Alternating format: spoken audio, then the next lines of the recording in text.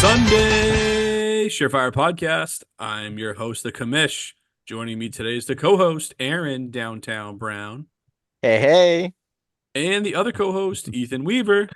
Kamish, how we doing? Week one, let's go. Week one, week one. Aaron, who's playing week one? Oh, I don't know. How did this Kansas City hat and shirt get on? Uh, I'm this not sure. it's disgusting. It's gross. Hopefully they do us just like they did last year and take a nice L on the opening game at home. That's right. I think the rest of the nation is rooting for that. Yeah, they'll But still win the Super Bowl. We gotta well, we didn't have we we didn't have gotta to give you spoil the one. ending of the We story gotta. to that story right out of the gate, but we did. So speaking of stories, we're rounding into a new chapter of the Sunday Surefire story with week one finally upon us. We are shifting over to a DFS model, so some daily fantasy football stuff. With week one, every week going through the DraftKings lineups where kind of your traditional lineups where you're setting a roster based on a salary cap. We have multiple categories. We have our bullish buy category where we talk about high profile, high price studs that are worth paying the money to get into your lineup. We have our two deep segment where we talk about defenses, which one you should be putting into your lineup, and we have our pick six category, which is the under the radar sort of like lower profile ish guys. Usually those players are $5,500 or less for if they're a quarterback, maybe 6,000 or so, just guys that you can get in there a little bit cheaper into your lineups to kind of supplement some of those higher price guys that we have earlier on.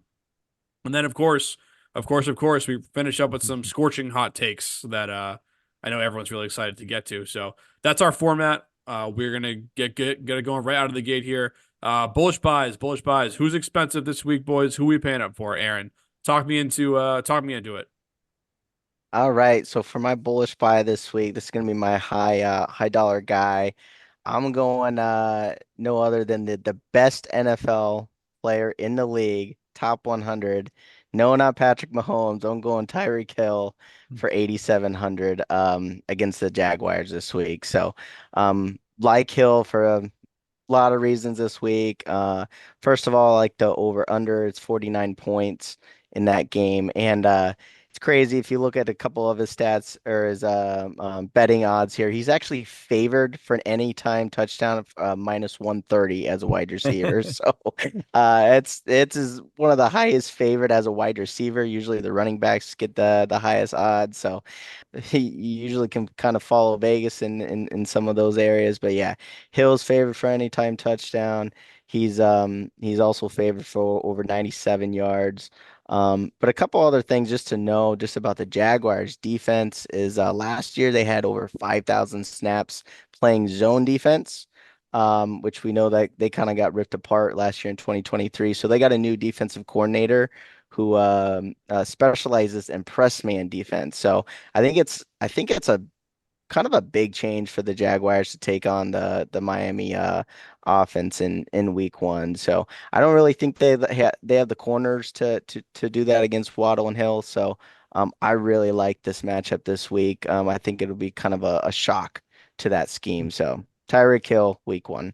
I'm going to jump in here with mine next because it just blends in perfectly with Aaron's. I actually went with Jalen Waddle as my bullish buy for a lot of the same reasons. High over under, new defense for Jacksonville. They're retooling. But they're not the only defense retooling here either. The Dolphins defense is also retooling in their own right. So I think it's a lot to ask for to cover the Jacksonville players on the other side. So I actually love this game for DFS. I love this game for betting purposes. If you like a good over, like everybody does, and I went with a really balanced lineup overall this week. So Jalen Waddle is actually my most expensive player in my entire lineup at $6,300. So on the same theme, Aaron, I just wanted to save the money so I could build that balanced lineup, and I went cheaped out a little bit with Jalen Waddle over Tyreek Hill on my side. Ethan, what are your thoughts on the us going with Miami guys, and who do you have as your bullish buy? I'm in lockstep with you guys, but I have to give it up to Aaron. Tyreek Hill was my guy as well. I just think he's just such a safe player every single year. The highest, I believe it's the highest over under on the main slate on DraftKings. And the Dolphins usually start off on fire. They were third in points per game last year, and that's with them kind of tanking towards the end of the year offensively. And I just think they're going to come out on fire against the Jacksonville Jaguars. And I do agree this is a very great game to hammer in DFS this week, but it was hard not to put Tyreek Hill in my lineup, and I was okay paying up because I do think there are a lot of values this week in week one. There's never a bad time to have Tyreek Hill in your lineup. I don't think anyone's going to give you any too much grief about that. I just cheaped that a little bit for Waddle, but I think this week especially, there's a world where they could both pay off at their costs. Let's move in now to our two deep segment. This is where we talk defense. Ethan, start us off. Who you putting up the picket fence for this week? Who's gonna crush at their cost? Honestly, this was a pretty easy decision for me. I'm going with the Cincinnati Bengals, who are going against our New England Patriots. Who are they playing again? the New England Patriots, who might have the best offense in the league. No, I mean the Patriots. I mean, I'll be surprised if they score a point this year. Never mind week one. The Bengals are hosting the New England Patriots, who are starting Demario Douglas, 6th-round receiver from last year.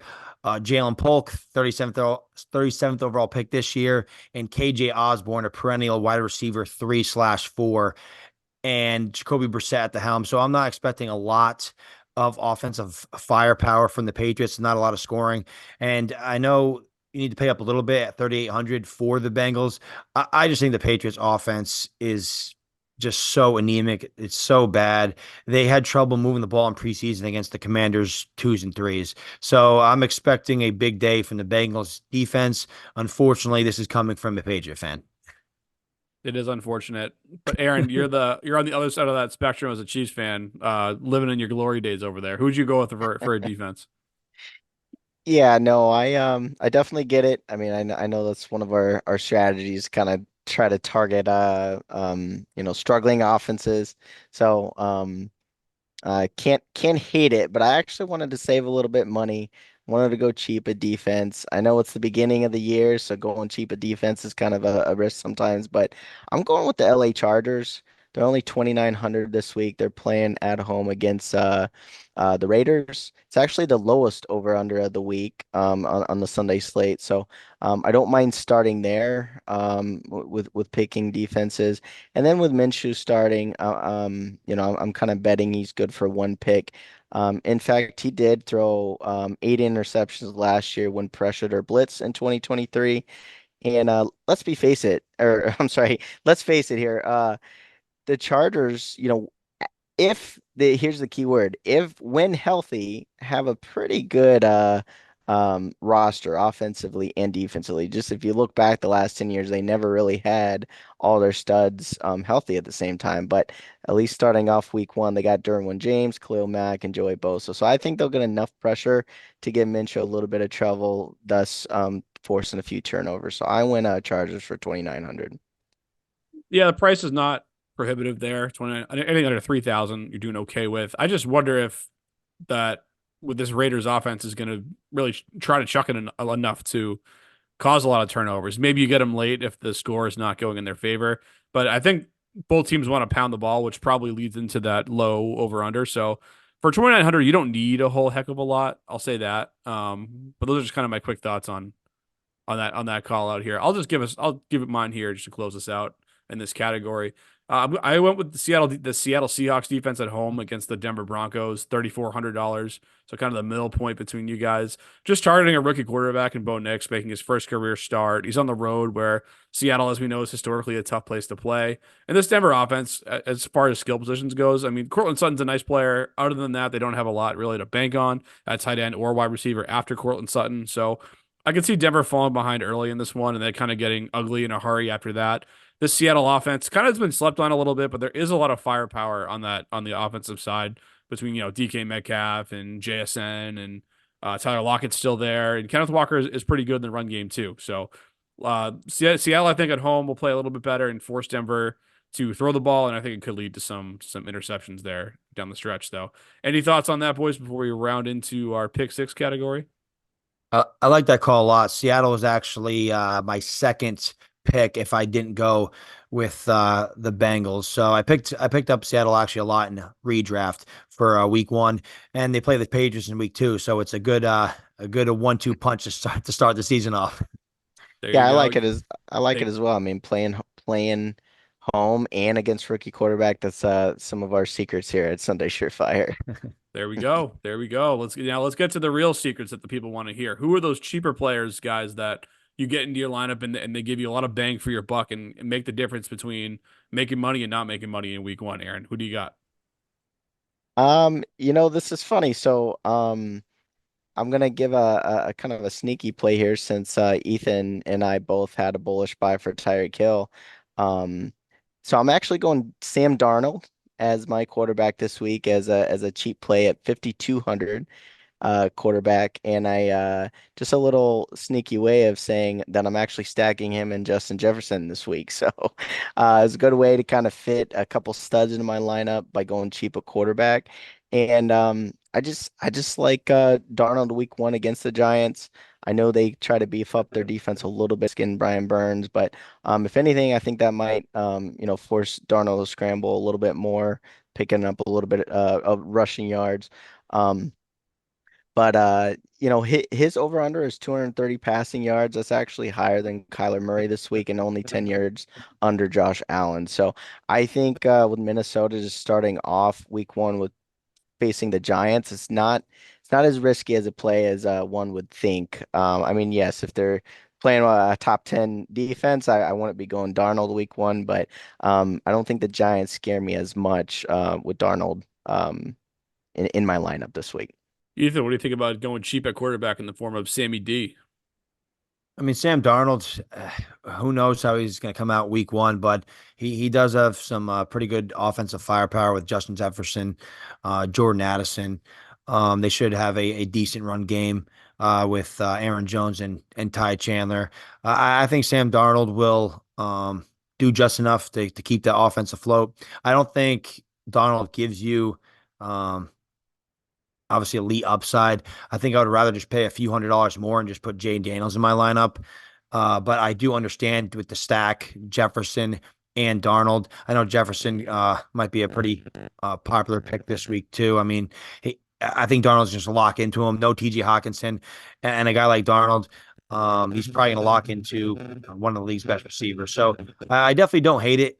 Probably not a direction I would go, but I'm sure Aaron cheaping out a quarterback allowed him to bolster his lineup pretty nicely, though. Yeah, I like the call in a cash game heads up against someone else because you can get more pieces, more high profile pieces in your lineup if you do that. Don't love it in a tournament play where guys who just have that quarterback that goes for 40. If you don't have it, it kind of puts you behind the 8 ball quickly. So I guess it depends on your format. This is our contest, I should say, are head to head between the three of us. So you can look at it like a cash game in some respects. So it's not a bad call. I'm actually a little higher than Darnold. If you saw my rankings on SundaySurefire.com/blog, a little higher than consensus on Sam Darnold compared to everyone else. So I don't hate it either. For a low price point, you don't need a ton, 15 to 17 points. You'll be happy with that return that you get.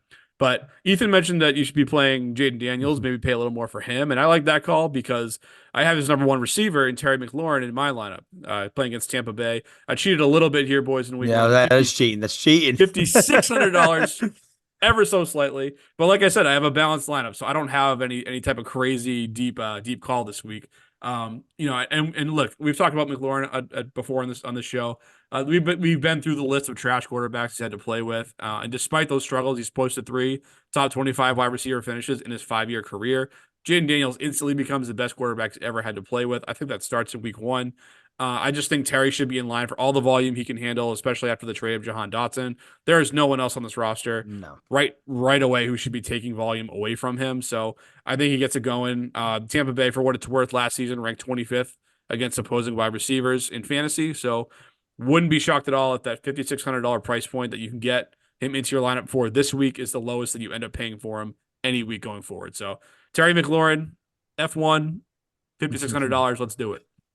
Yeah, I'm actually surprised he's so cheap considering there's literally nobody else on the team to catch a football. I mean, their depth chart is lacking. I mean, you have Zacchaeus, obviously Terry McLaurin, and Noah Brown right now on their official depth chart, which is not great. But Terry McLaurin, I'm not a huge I'm never high on him year to year because he's never been a wide receiver one. He's barely a wide receiver two at the end of the day. But I think this is the year he has a chance to break out. As Kamish said, he hasn't been getting a lot of help at the quarterback position. So I think this is a smash spot for Terry and probably the cheapest you'll get him this year, just like you said, Kamish. All right. Well, Ethan, keep talking. Who else should we be putting into our lineup for cheap? So this is a guy that I've been talking about a lot this year. I'm targeting that Miami Jacksonville game again and just going to the other side of the ball. Christian Kirk at his price point right now, 5,500, I thought was a no-brainer. I think the Jacksonville Jaguars are going to have to chuck the rock to keep up with the Miami Dolphins, and Christian Kirk at this point in the season is their number one receiver. I do like Brian Thomas a lot, but he's a rookie. Gabe Davis, I mean, he had what 45 catches all of last year in 17 games with Josh Allen. He's not a high target earner, so it's basically Evan Ingram is his biggest competition for targets. I just think Christian Kirk is going to come out of the gate as Trevor Lawrence is number one, and they're going to have to come out of the gate swinging because they're going up against the high-flying Miami Dolphins. They're going to have to put up some points, and this is the highest over under the slate, like we said. So I'm very high on Christian Kirk this year, and I think he's going to go out with a bang in a week one. Not to skip Aaron in the order, but Christian Kirk was actually my second pick six player. Aaron, is it a clean sweep or do you have someone else for us? It's not. I do like Christian Kirk. I was laughing. I got like 10 lineups this week, so I definitely know that Christian Kirk that is the most believable thing Aaron Downtown Brown has ever said. Yes. That's right. But Kirsten Kirk is definitely I know at least in one of those lineups. Not in the one I'm playing against you guys with this week, but I do like Kirk. I do think it's gonna be a pass happy game. So can't hate it there. But no, my second pick six player is actually my favorite play of the week. It's oddly enough the guy that I have in almost every daily fantasy lineup this week. I'm starting him even in fantasy as well, and he's a very under the radar guy. He's 4,100 this week. I'm going Wan'Dale Robinson. Oh, it's your guy. All right, it's my guy for week one. I'm very heavy with him. Like I said, I have actually I have 11 lineups. I think he's in like 9 or 10 of them. Honestly, that's how bullish I am with him I like the way this you live, week. Aaron.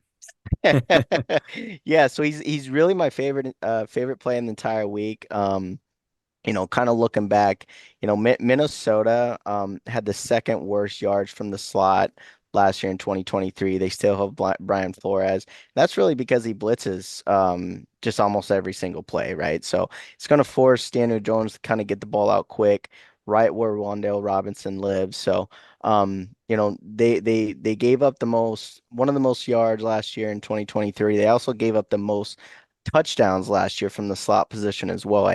They gave up 12 touchdowns last year from slot wide receivers. So that's actually a crazy stat right there. So I do like targeting in this game, and I like the fact that yeah, I do like Neighbors this year, but I actually think it's a Wan'Dale Robinson game. I think Brian Flores is going to try to bring the heat in this game. So I'm really high on Wan'Dale this week. All right, he's going with one of his dynasty stashes right out of the gate. Look at that. Carrying over into week one. Attaboy, Aaron. Like that. That's right. Like that a lot. Ethan, what else do you got for us? Yeah, no, I like the Wan'Dale call, especially with them being weak in the slot, and I do think that he does have the talent. He just needs to stay healthy. I'm kind of I'm going with a player that I'm pretty high on going into this year. It's always tough week one. You don't know how some of these backfields are going to shake out, so that's why I feel like there's so much value in week one because nobody's really sure who is going to emerge. So I'm going to go with Chase Brown of the Cincinnati Bengals for 5,000. I just think at 5,000 and with the running back position, I think he has all the upside in the world. Zach Moss hasn't played all preseason due to an illness. They're 8.5-point favorites against the New England Patriots, so I think they're going to be able to run the ball a lot against them as they are going to be up. And as I said, we don't know exactly how the split is going to be. The Bengals have been talking up Chase Brown all offseason. There's been a lot of smoke, so I'm hoping there's gonna be a little fire in week one for Chase Brown. So I'll take the chance. I'll throw the dart for 5,000. Aaron, what do you think about that? You know, I actually don't love it. I guess this is one where we won't have the kumbaya this week. I do like Chase Brown. I think he's a nice breakout player this year, but I don't think looking at the slot of games with Cincinnati being the highest favored team, I don't necessarily think Chase Brown is going to be is highlighted as much, right? I think it might be more of a Moss game, kind of running with them being up. So I think if Brown breaks out a couple runs, like if he's got like a 30, 40-yard touchdown, like obviously it'll pay off. But I'm not sure if the game script will call for Chase Brown as high as I would like to call him later in DFS this season, if that makes sense. No, I understand what you're saying. I just don't think Chase Brown needs all that many touches to kind of break out in week one because he is that explosive. But he's not. I mean, he's not like this tiny little back either. He can handle the rock. And as I said, we don't know exactly what the split's going to be. We haven't even seen Zach Moss in the field yet this season, in preseason. So I'm okay taking the shot. Hey, if it doesn't work out, it is what it is. But I'm willing to roll the dice. I like that call a lot in a tournament, where Exactly. you need cheap upside, and I think he presents it for the reasons you mentioned. You made a good initially when you said Chase Brown didn't love it, then you made a good case for it. Playing New England, Zach Moss hasn't played a ton this offseason, so are they really going to give him 25 carries when they're up big in the game and kind of just beat his brains in out of the gate? I don't necessarily think so. So yeah, there could be some that could go well for him. So we'll see how that plans out. I think it's a good swing for the fences in a tournament. Definitely riskier in a cash game format. All right, and let's keep it moving, guys. Let's keep this train going here. Let's talk some under the lights. Turn up the lights in here, baby. Turn up the lights in here, baby. And yeah, so the first kickoff game of the season here. You have the Baltimore Ravens traveling to Arrowhead Stadium to play the defending Kansas City Chiefs. Woo! Ooh. Should be a good game though. Should be, yeah. They picked a good one. They picked a good one. They picked an AFC Championship game rematch from a season ago. Kansas City is currently a 3-point favorite in this one, and the over/under sits at 46.5. Like I mentioned, these two teams met last January. Very competitive game. 17-10 final. Actually, only 3 total points were scored in the second half of that contest. If you remember, the Chiefs, as great as they were shut out over the final 2 quarters of that game, but their defense came through in a big way, really throughout the entire playoff run, but especially in this game, and just held the Ravens to only 3 points. But yeah, Kansas City working in some new pieces on offense. Actually saw them drop this opener last season, Aaron, if you remember. Oh, So yeah. the Detroit Lions who came in kind of started in a good season for them. So that's the game we got going on here, boys. Aaron, it's your team. Your team's the defending champs. How do you see this one playing out? Yeah, I mean it's definitely a good slate to kick off the football season. I think Chiefs Ravens, I mean they're equally, talented on defense. I think that's going to be a big part of both sides of the ball. I think as I've said a lot with Ravens games, I think if Ravens can get up on teams, they obviously are a lot stronger. So I mean, and Chiefs usually want to defer, to start the game off to give Mahomes the ball at halftime, right? So I think if that plays out, if they can force Baltimore 3-and-out early, I think it could be some bad news for Baltimore. But I do think if they're playing from the league lead, I mean this -3 spread, 3-point spread, I think can go either way. So we're probably looking at a 20-23, score overall. So of course I'm not gonna say too many guesses here with my team. I don't like jinxing my team, but I do think it'll be pretty competitive. Um, but yeah, I'm excited to see the new offense this year with the Chiefs. A little down that we don't see Hollywood week one, but we'll see if Andy Reid's got some tricks up his sleeve here in week one. Yeah, we'll see what Andy Reid's been cooking up other than a big old bacon cheeseburger over the last 7 or 8 months here. Ethan, what do you think about this matchup here for to get the season going? I mean, what a matchup to kick off the NFL season. Chiefs Ravens. It's an awesome real life football game. It's awesome for fantasy. It's awesome for DFS. It's awesome for everything. So, looking very much forward to that. I think the Kansas City Chiefs are going to come away with this one. I don't like betting against the Chiefs. They're just too good of a football team. To Aaron's point, it would have been really cool to see Hollywood Brown out there against his former team. And I think the Chiefs are going to miss him a little bit in this contest. Mahomes and him had some pretty good rapport so far in camp, and he's the veteran presence that I think that receiving core needs, or at least help. But yeah, I think Kansas City's going to come out on top. They're playing at home, and they're defending two-time back-to-back Super Bowl champions the last couple of years. So I think they'll come out hot. Aaron, we know you agree. I'm not going to ask you who you think is going to win the game. We know what you're going to say. We decked out in your Chiefs gear over there. I'm actually going to go a little bit slightly different here. I think Baltimore has had since January here. So we're going on 8 months of them just sitting around being like, we let one go at home last year. Our defense played lights out, gave us an opportunity. We didn't get it done. There's a lot of motivation on that side coming into this game. I actually like the value on Baltimore on the money line at plus 130. So if I was going to bet the game, I'm more likely to do that than I am to take the Chiefs on the money line at minus 155, 160, depending on where you get it. So even if you're willing to juice the lineup for Baltimore a little bit, maybe minus 1.5, minus 2.5, you're probably looking at closer to 150, 160 odds to go that direction. I think that Baltimore is a good enough football team on both sides to give Kansas City a game where I think that the value could be there if you want to grab the Ravens on the money line. So that's kind of just how I see that part of it playing out. But it's going to be interesting for sure. Probably going to be a good game, and I'm looking forward to it. But let's get into the DFS side of this thing, guys, where we talk our captains lineups. We essentially, these matchups are 6-player lineups on DraftKings that you pick, 6 guys at a there's a salary cap, and you put them into your lineup. Your captain, the amount of points they score is actually 1.5 multiplied by 1.5. Which is great because they score more than they normally would, but they cost 1.5 times the money to get that person into your captain slot. So you got to be really, really careful who you put in there, as it can get expensive quickly for the high profile guys. But Aaron, we'll go to you again. This is your game, man. Your team's dropping a banner here, so you get to go first all the way through this episode here. So who's your captain? Who are you sneaking into that spot for you in week 1? All right, so it may surprise you guys. I'm not going with a Chiefs player as my captain. I'm actually going to go Mark Andrews as my captain. He's 9,600 this week. He's not even top 3, most expensive. I want to say he's like 5th or 6th, down the list there. So I like the value at Mark Andrews. Just kind of looking at that matchup. The Chiefs play man defense, second most in the league in 2023. Their defense scheme's not really changing.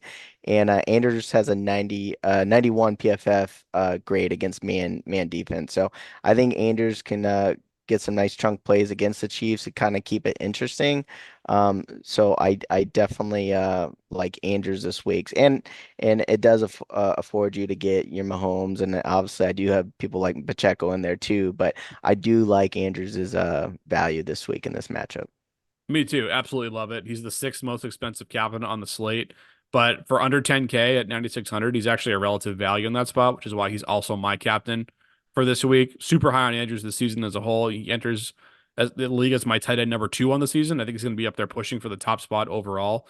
Still in the prime of his career. Lamar loves him, especially in the red zone. I love this call, Aaron. I'm with you here. Going Mark Andrews as my captain. Ethan, what are your thoughts on that, and who are you going with? No, I like the call a lot. I have Andrews in my lineup. He's not my captain. I am very high on Andrews this year. I try to get him a lot in redraft. He was falling a lot further down the board than he has in previous years. So he was a value there and a value here in this DFS slate. But I'm going to go with another one of my guys that I'm very high on this year. I think he has a chance to be a top 15 receiver in fantasy, and that's Rashee Rice at 11,400. I just think Rashee Rice, with Hollywood Brown out for this game, I honestly think he is going to be for the season the leading target earner in this offense, even over Kelsey. I think Kelsey, I mean, we've seen a steady decline. Obviously, when it matters most in the playoffs, he kind of turns it on. I just think the Chiefs are going to like to limit his snaps, and I just think Rashee Rice is going to step into that prominent wide receiver 1 role. He's going to hang on to that for the season. I think he's definitely going to have that in week 1 in their first preseason game with all their starters playing anyways. I mean, he had 4 catches for 35 yards right off the rip. I just think Mahomes is going to look at him early and often, and I just think he's going to have a phenomenal year. So I'm very excited to get him into my lineup in week 1 in DFS, and is why I put him at my captain spot. Aaron, try to take the Chiefs' footy pajamas off for 1 second and be objective here. Is Rashee Rice going to be a top 10 receiver this year? I said top 15. Oh, it's the top Ooh, 15. 15. Yeah. You know, He's not really to- fully ready to say it, but he wants to say he was high on him. Yeah, I mean, to be honest, I'm not as high. I think Ethan actually is a bigger Rashee Rice fan than I am.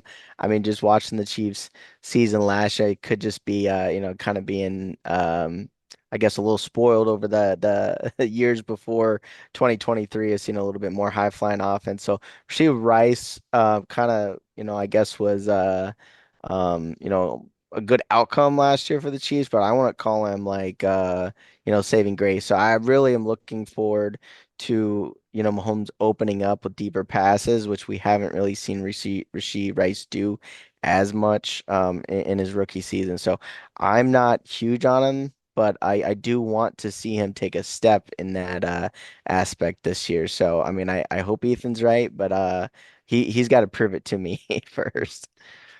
I mean, the thing with Rashee Rice is like he was a rookie last year, and it's not like he was this first round pick out of some major school. He went to SMU. They drafted him in the second round, and he didn't really play over like 70% of the snaps until like week 14. And before that, it was anywhere from like, I don't know, 40, 50. So it was a steady increase. And towards the end of the season, he was a mainstay. And I expect, obviously, to him to be a mainstay right off the rip this year, going to his second year. I would assume there's going to be some progression in his game, more rapport with Patrick Mahomes going into year 2. So I just think it's wheels up for Rashee Rice. Yeah, it could be. I think he's as upside. Obviously, it's a high scoring offense, so the touchdown totals could be there. Um, Obviously, the big red flag for him was his average depth of target, his A dot. I mean, it was under 5 yards last season, 4.8, actually 99th in the league, so just barely in the top 100. 70% of his receiving yards came after the catch, which there's nothing wrong with that necessarily. I mean, if you can get the ball in a guy's hands and he can do the work, I mean, that's fine. I mean, someone like Deebo Samuel, who has made a career off of doing that, and that's been really good for fantasy. So if you had Deebo Samuel in the past, you were smart and you didn't care about those type of things. So I guess if you kind of have to hope that Rashee Rice turns into something like Deebo, especially now that there are more pass catchers to contend with in Kansas City. So, but Aaron said he's spoiled and he has just a glutton of weapons where we can sit here and discuss, which Chiefs player is going to, be a top 10 or 15 or whatever at their respective positions from fantasy purposes. So, but let's round here into our bargain section of this. Our captain's obviously someone you have to pay up 1.5 times your investment to get them into your lineup, so you inevitably have to cheap out somewhere. And I'm going to go with the receiver that Ethan should have been talking up here, and that's Xavier Worthy for $5,800. Hollywood Brown, like we said, doubtful to play in this game, so the field stretching role should go to Xavier Worthy. This is the position the Chiefs wanted to address, like we mentioned. So Worthy, as we know, he's got that 4.2 speed. He's a home run cut in your lineup here in his first NFL game, but it's the type of move I wanted to take for less than $6,000. And I'll just hope that he can come out firing on all cylinders right out of the gate. And in worst case, maybe he catches one long, big chunk play and hopefully ends up in the end zone. So I got my guy, Xavier Worthy. Aaron, what do you think about that? Yeah, I like that call. I think in my lineup, just as a heads up, I think that's what Mark Andrews affords you is Worthy as my cheapest play in my Andrews lineup. So definitely my cheapest player there. I do have 2 lineups this week, so I do have that's my safer one. I do have like more of the tournament style where I'm just swinging for the fences. So I'll say a different player. And my sleeper candidate value play is going to be McCole Hardman.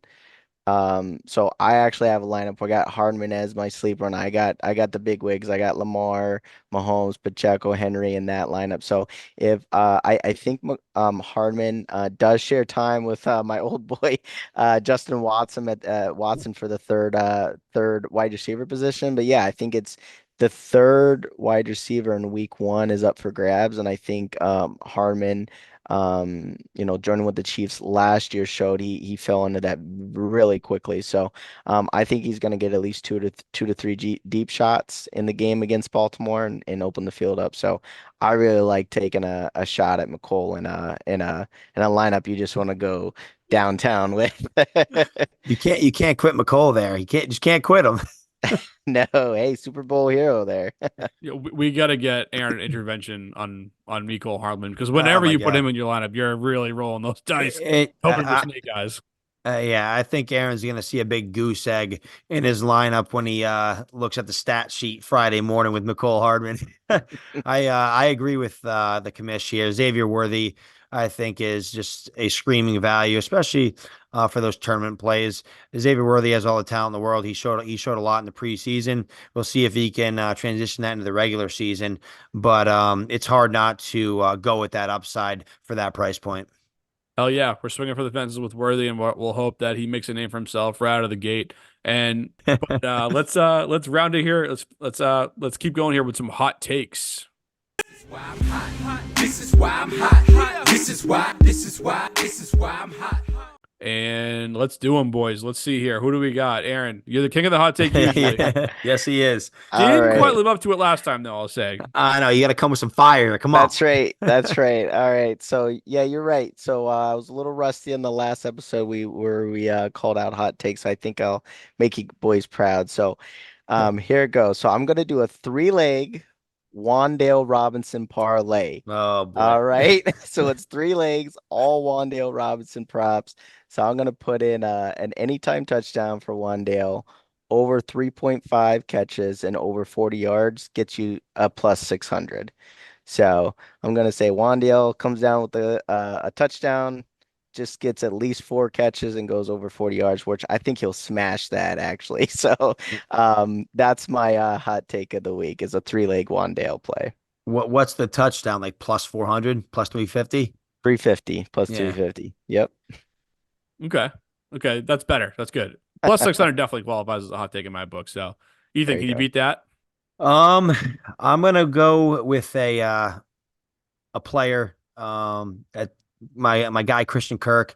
I'm gonna go with his breakout in week one. I think he's gonna have 8 or more catches for over 120 yards and a touchdown and finish as a top 5 receiver this week.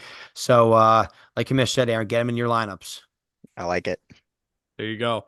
And so the guy who's going to be throwing Christian Kirk the rock and a lot of these touchdowns is going to be Trevor Lawrence, naturally, who is also in my lineup. I'll say that, but that's who my hot take centers around. Just really honing in on this Miami, Jacksonville, all Florida battle that's going to be going down in week one. But I'm sticking with Lawrence, who's going to throw for 300 plus yards and 3+ touchdowns. Gives you actually a little bit more of a bump than I thought in a parlay. It's actually plus 675. Putting those 2 legs together. So that's Nice. a nice little parlay you can put in there, get you off to a fast start in week one on the betting front this season. And if you're really crazy, you'll combine that parlay with the Wandale Robinson play. That will really be talking. Yeah, we'll definitely be cooking if we can get that one going. Maybe rope Christian Kirk into it while we're getting all wild and crazy Might there. as well. So, any other parting thoughts, boys, on a week one before we wrap it up? Just excited week one is here. It's been a long off season and thank God football is back. It's Yeah, back. no, for It's sure. back. Definitely, definitely back. We've been putting in a lot of research, but very, very high on week one. I'm excited to kind of put been cooking up some downtown Brown stats over the years into a document that we might see later on this season too. So maybe some sneak peeks in a DFS playbook down the road. All right, folks, you've heard it. It's week one. We're here. We're back. And until next time, folks, peace.